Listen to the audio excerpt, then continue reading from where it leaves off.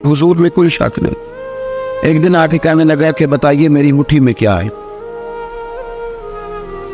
तो नबी पाक सल्लल्लाहु अलैहि वसल्लम ने फरमाया अगर मैंने बता दिया, कहने लगा अगर आपने बता दिया तो मैं कलमा पढ़ लूंगा। हुजूर ने फरमाया मैंने बता देना है पर तुमने कोई नहीं पढ़ना, मैं बता देना है। क्या बताइए? तो हुजूर ने फरमाया चल सौदा कर लेते हैं, अगर जो तेरी मुट्ठी में है वही बता दे फिर तेरा क्या ख्याल है। तो नबी पाक सल्लल्लाहु अलैहि वसल्लम ने कहा क्या भाई अबू जहल की मुट्ठी में? तो उसकी मुट्ठी में कंकर थे, कंकरों ने कलमा पढ़ना शुरू कर दिए। जब कंकरों ने कलमा पढ़ा, पत्थर थे वो, उन्होंने कलमा पढ़ा। अबू जहल ने वो कंकर जमीन पे फेंक के कहने लगा ओहो तेरा जादू तो पत्थरों पहाड़ों पे भी चलता है। अब जुमला कहने लगा हूँ समझ लेना।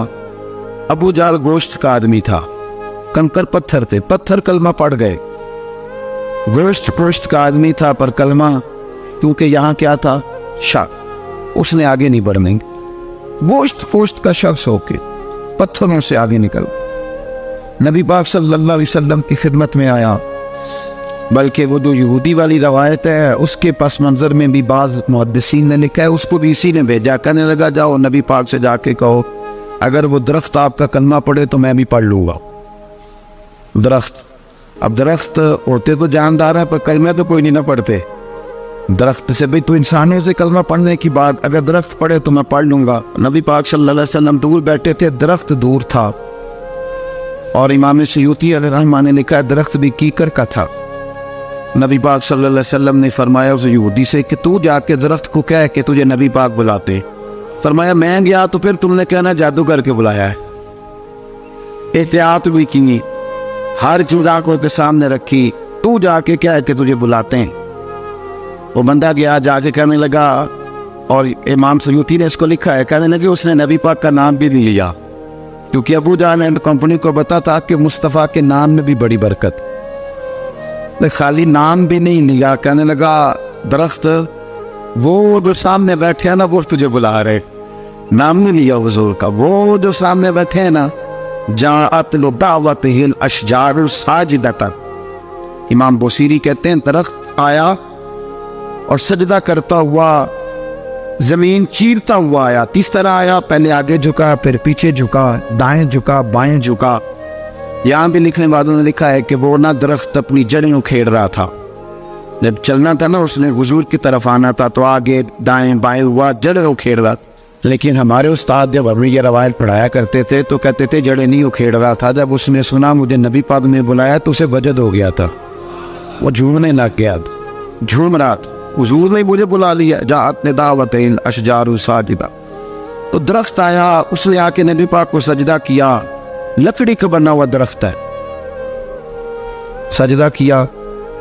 सजदा करने के बाद दरख्त उठा और उठ के उसने नबी पाक का कलमा पढ़ा।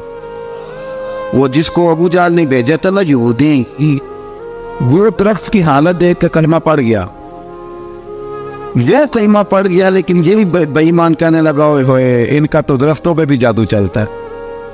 ला रैब फी, शक पुराने पाक में, लेकिन अगर बंदे के दिमाग में हो उसका इलाज है, कोई इधर ही शक बैठ जाए। कोई सादी मिसाल देता हूँ कि सामने दीवार साफ हो लेकिन गर्द अगर आईने पे पड़ी हो, दीवार साफ करनी चाहिए कि ऐनक का शीशा साफ करना चाहिए? सारी जिंदगी लोग दीवार साफ करते गुजार दे, सारी जिंदगी तराश खराश करते गुजार, अपनी मर्जी की पेंटिंग करते गुजार देते हैं, पर अपनी आंख की पुतली साफ नहीं करते।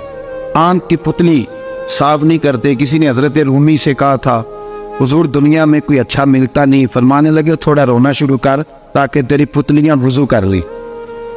वुजू करनी वो उन्हें पता चल जाए कि कितने साफ सुथरे लोग दुनिया में पाए जाते। तो भाई शक, अबू जहल फिर आ गया, कहने लगा अगर आप चांद के 2 टुकड़े कर दें तो मैं कलमा पढ़ने को तैयार। अच्छा यहाँ भी बड़ी मजे की बात है, अल्लाह ने पहले कह दिया नबी पाक को कि इन्नल्लज़ीना कफ़रू सवाउन अलैहिम आ अनज़रतहुम अम लम तुनज़िरहुम ला युमिनून। माबूद ये जिनकी किस्मत में कुफर है ना, आप इन्हें डराएं चाहे ना डराएं, ये ईमान नहीं लाएंगे। कंकरों ने भी कलमा पढ़ लिया, दरख्तों ने भी पढ़ लिया, सारा कुछ हो गया। अल्लाह ने भी कह दिया कि माबूद इस बेईमान ने कलमा नहीं पढ़ना, पर हुजूर ने फरमाया ये पढ़े ना पढ़े हमने मैदान नहीं छोड़दा। जितनी दफा आएगा ना ہم اسے ضرور معجزہ دکھائیں، جتنی دفعہ ہے، ہم کیوں میدان چھوڑ؟ آگے کہنے لگا جی اگر چاند کے 2 ٹکڑے کر دے تو اقتربت الساعۃ وانشق القمر، تو نبی پاک صلی اللہ علیہ وسلم نے انگلی کا اشارہ کیا، چاند 2 حصوں میں بٹا۔ کوہ صفا ایک پہاڑی تھی مکے میں، آدھا ٹکڑا پہاڑی کی اس جانب ہوا، آدھا اس جانب، یعنی وضاحت کی اللہ کریم نے کہ ایسے نہ ہو کہ یہ کہہ دی وہ تو ایسے بالکل شک ہوا تو مل گیا، پتہ نہیں میری آنکھوں پہ جادو ہو گیا، ملا ہے کہ نہیں ملا۔ جب ٹوٹا تو حدیث پاک میں آتا ہے کہ آدھا چاند کوہ صفا کی ادھر گیا اور آدھا تو پہاڑی تھی، چاند نیچے آیا، پہاڑی کے گرد گھوما، آگے جا کے ملا، یعنی وقفہ دیا گیا باقاعدہ دیکھنے کا، سمجھنے۔ پوری دنیا میں جتنے لوگ اس وقت چاند دیکھ رہے تھے، ہندوستان تک روایتوں میں ملتا ہے کہ لوگوں نے گواہی دی کہ ہم نے چاند ٹوٹتے دیکھا ہے۔ زمانہ مان گیا، لوگوں کی چیخیں نکل گئیں، لوگ قدموں میں گر گئے، پر وہ جس کے دماغ میں شک تھا نا، وہ نہیں مانا۔ شجر و حجر پہچان گئے، پر انسان کی نظروں میں شک ہی رہا۔ دنیا میں سب سے مجبور کمزور